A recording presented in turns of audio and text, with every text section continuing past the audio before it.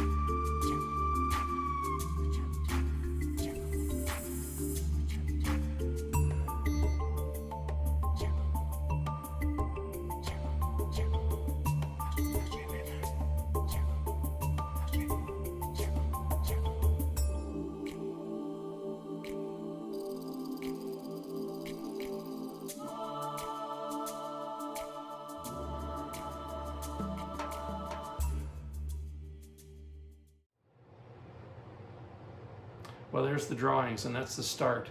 And I hope I haven't given too much away.